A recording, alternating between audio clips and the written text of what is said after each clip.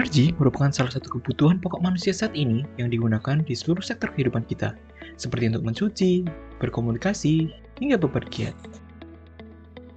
Tahukah kamu, di Indonesia penggunaan energi masih didominasi oleh bahan bakar fosil, di mana pada tahun 2020 tercatat porsi bauran energi baru terbarukan atau EBT hanya sebesar 11,31%. Energi baru terbarukan sendiri merupakan sumber energi yang mengacu pada energi yang dapat diperbarui, seperti energi surya, bayu, air, panas bumi, hingga bahan bakar nabati. Energi baru terbarukan tersebut ternyata dapat diimplementasikan ke dalam kehidupan sehari-hari loh, termasuk pemanfaatannya dalam kegiatan UMKM warga.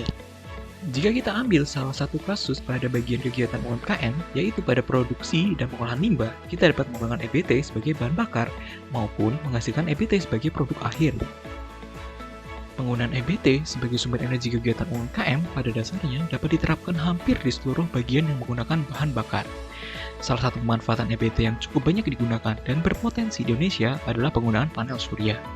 EBT jenis ini sangat cocok di Indonesia dikarenakan intensitas penyinaran matahari Indonesia yang relatif sangat baik. Pemanfaatan panel surya dapat digunakan sebagai penyuplai energi untuk peralatan listrik, penerangan jalan, maupun pemanas air. Alat-alat proses produksi dan pengolahan limbah dapat dioperasikan menggunakan energi surya sehingga tidak memakan banyak listrik dari PLN. Tidak hanya panel surya, kegiatan UMKM yang menggunakan bahan bakar minyak seperti alat transportasi dapat diganti dengan jenis EBT juga loh, yaitu biofuel atau bahan bakar nabati. Biofuel ini dapat meliputi biodiesel, biogas, hingga bioetanol. Memang apa keuntungan penggunaan EBT dalam kehidupan sehari-hari? Tentu yang pertama adalah kita ikut andil dalam pelestarian lingkungan, berupa mencegah global warming dengan turut serta mengurangi efek rumah kaca akibat penggunaan bahan bakar fosil.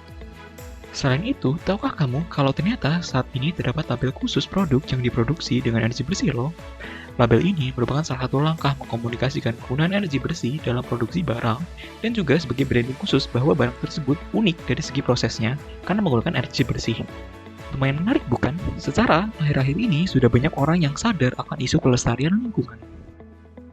Selain penggunaan EBT, ternyata kita bisa membuat salah satu jenis energi terbarukan dari limbah produksi loh, yaitu bioetanol.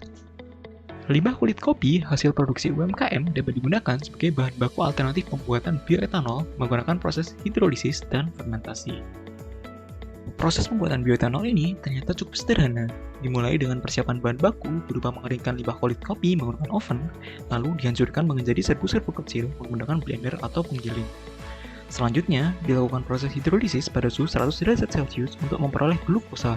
Setelah itu, dilakukan proses fermentasi selama 1 minggu menggunakan starter Zymomonas mobilis. Setelah selesai, filtrat hasil fermentasi kemudian didistilasi sehingga diperoleh kadar etanol yang lebih tinggi. Salah satu studi yang telah dilakukan oleh Nana dan kawan-kawan tahun 2010 menunjukkan bahwa limbah kulit kopi dapat menghasilkan produk akhir bioetanol dengan konsentrasi 38,68% melalui proses distilasi selama 8 jam. Bioetanol ini tidak hanya dapat digunakan sebagai campuran BBM, tetapi dapat juga digunakan sebagai produk berbasis alkohol lainnya loh. Contohnya, seperti hand sanitizer yang dapat membuka peluang usaha baru. Di mana kita tahu hand sanitizer sedang marak digunakan selama pandemi COVID-19 saat ini.